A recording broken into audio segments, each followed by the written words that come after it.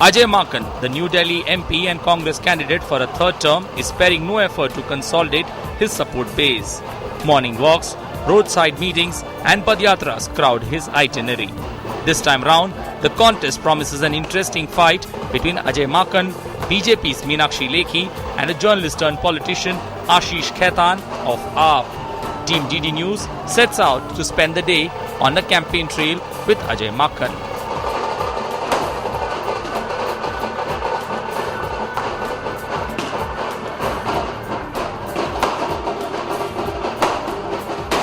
दो घंटे लगभग 8-10 किलोमीटर के बाद आपने लोगों से मुलाकात की। मैं तो थकान महसूस कर रहा हूँ, आपके अंदर क्या उत्साह बढ़ता क्यों नजर आ रहा है? बहुत उत्साह है और इसके बाद अभी 3 घंटे की और पदयात्रा दूसरी जगह है, तो लेकिन उत्साह इसलिए है क्योंकि लोगों का इतना प्यार और इतना जोश लोगों का मिल रहा है। तो हम लोग जो चुने हुए प्रतिनिधि होते हैं, चुनाव के समय वापस लोगों का प्यार ऐसा मिले तो हमें प्रेरित करता है कि हम लोगों के लिए वैसे ही काम करें। लोकसभा चुनाव के लिहाज से देखा जाए तो आपको ये हैट्रिक लगाने का मौका है। क्या चीजें हैं, क्या भरोसा है खुद को, आपको, पार्टी को? जो हम लोगों ने काम किया है पिछले 5 सालों में और 10 सालों में, और जो मेरा अपना सार्वजनिक जीवन में जो मैंने काम किया है, उनको लोगों लेकर के लोगों के बीच में जा रहे हैं। मैं एज ट्रांसपोर्ट मिनिस्टर दिल्ली सरकार में हमने पूरी पब्लिक ट्रांसपोर्ट सिस्टम को CNG में कन्वर्ट किया। उसके बाद में अर्बन डेवलपमेंट मिनिस्टर के तौर पे पूरे के पूरे दिल्ली को सीलिंग और डेमोलिशन से राहत दी। यहाँ पर 130 करोड़ रुपए का रेलवे अंडरपास का एक बहुत बड़ा प्रोजेक्ट प्रेमनगर में मैंने पास करवाया है।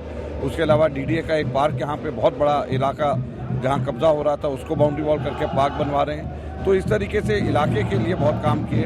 सेंट्रल गवर्नमेंट एम्प्लॉयज़ के लिए 6वां वेतन आयोग और 7वां वेतन आयोग बहुत बड़ा मुद्दा है जो हमने उनके लिए करा है। जी, इन तमाम काम जो आपने किए, निश्चित रूप से आपकी बेदाग छवि के साथ ये तमाम काम भी जुड़े हुए हैं, लेकिन अभी हाल ही में जो विधानसभा के चुनाव के जो नतीजे आए थे वो आपकी पार्टी के लिए बहुत उत्साहजनक नहीं रहे। आपके कॉन्स्टिट्यूंसी की भी बात की जाए तो कांग्रेस वहाँ सीटें नहीं जीत पाई। देखिए, विधानसभा के मुद्दे और पार्लियामेंट के मुद्दे अलग होते हैं, कैंडिडेट्स अलग होते हैं, तो विधानसभा और पार्लियामेंट में कभी भी एक जैसा रिजल्ट नहीं आता है। जी, किस प्रकार की रणनीति के साथ में सुबह निकलते हैं, दिन भर का क्या आज खाका, क्योंकि हम भी आज आपके साथ फॉलो करने वाले हैं आपको। आप देखिए, आप अंदाजा करेंगे कि रणनीति यही होती है कि अपनी बात ज्यादा से ज्यादा लोगों को बता सके। ये जो पदयात्रा की कोशिश होती है इसमें आप लोगों से मिलते हैं, हाँ, अपने वर्करों से बात करते हैं, किस प्रकार से इंटरेक्शन बात करते हैं, हमारे पैम्फलेट्स भी साथ साथ कुछ बढ़ते हैं, तो हमारी कोशिश होती है कि लोगों तक के अपने काम बताएं। The New Delhi constituency is one of the several seats in which the Congress party held primaries. So apart from his clean image, Makhan has the support of his party peers going for him. सबसे पहले तो उनका बेदाग चरित्र, हमेशा उन्होंने, जैसे अभी बिल्डिंगें टूटी थी तो उसमें उन्होंने काम रुकवाई और सड़कें बनवाई। हम जो भी उनके पास जाता है उनके किसी काम कर्मा मदद करने के लिए सोचते हैं। उन्होंने जो हम गरीबों के लिए इतना काम किया है ना, वो और कोई नहीं कर सकता। एक ईमानदार छवि है और बेदाग छवि है। जिस देश में जो है भ्रष्टाचार और उसकी लड़ाई लड़ी जा रही है, उसमें हमारे जो सांसद है उसके लिए कहीं भी कोई दिक्कत नहीं आ रही। इन्होंने मास्टर प्लान 2021 को लेके आए, उससे इन्होंने पूरी दिल्ली को राहत दी। Unlike the other constituencies in Delhi, the prestigious New Delhi seat has a very cosmopolitan character. 30% of the voters are government servants who reside here and hail from all parts of the country. Besides, the constituency also has a high percentage of Punjabi, scheduled caste and OBC voters. After the Padyatra, it is time for one-on-one interactions and strategizing. We caught up with Makhan after some Nukkad Sabhas.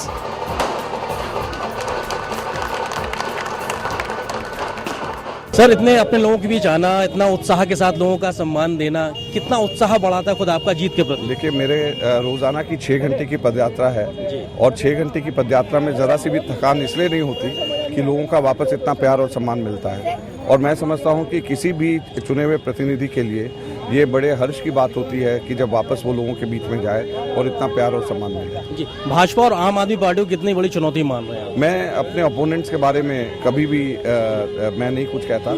मैं अपनी चुनौती मैं सिर्फ यही मानता हूँ कि मेरे अपने द्वारा किए गए कार्यों को मैं लोगों तक कितना ज्यादा और कितनी जल्दी से पहुंचा पाऊं। जी, कांग्रेस ने एक राजनीतिक प्रयोग किया था जब विधानसभा चुनाव में आप लोग के बाद में आपने समर्थन दिया था आपको, उस प्रयोग को कितना सफल है? मैं उसको सफल मानता हूं क्योंकि कम से कम हमने उस नाते इन लोगों को एक मौका दिया और उस मौके को आप पार्टी ने गंवा दिया। और उस मौके को जब इन लोगों ने गंवाया तो जनता अच्छे से समझ गई है कि इनका मकसद जो भी हो, ये लोग शासन नहीं चला सकते हैं। आपको लगता है कि भ्रष्टाचार, महंगाई जैसे मुद्दे को लेकर कांग्रेस अपनी बात बहुत अच्छे से नहीं रख पाई? क्या कुछ कमी नजर आती है आपको? देखिए, हम लोगों का 10 साल हम लोग सत्ता में रहे हैं, तो जाहिर सी बात है कि 10 साल सत्ता में रहने पे कुछ बातें ऐसी होती हैं जो लोगों को हम समझा नहीं पाते।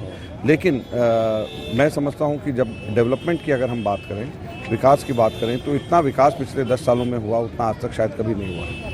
हम पीएम पद के उम्मीदवार के तौर पे एक तरीके चेहरा देखते हैं नरेंद्र मोदी का, कांग्रेस की तरफ से क्या चेहरे के प्रोजेक्ट क्यों नहीं हो? देखिए, कांग्रेस कभी भी चेहरा नहीं करता और बीजेपी का ये फेल्ड मॉडल है। नरेंद्र मोदी को उन्होंने पहले इन्होंने एल के आडवाणी को प्रोजेक्ट किया, पीएम इन वेटिंग रह गए। दिल्ली में इन्होंने विजय कुमार मल्होत्रा को पहले चीफ मिनिस्टर कहा, वो सीएम इन वेटिंग रह गए। फिर डॉक्टर हर्षवर्धन को करा, वो सीएम इन वेटिंग रह गए। तो कभी भी ये फेल्ड मॉडल हम क्यों अपनाएं?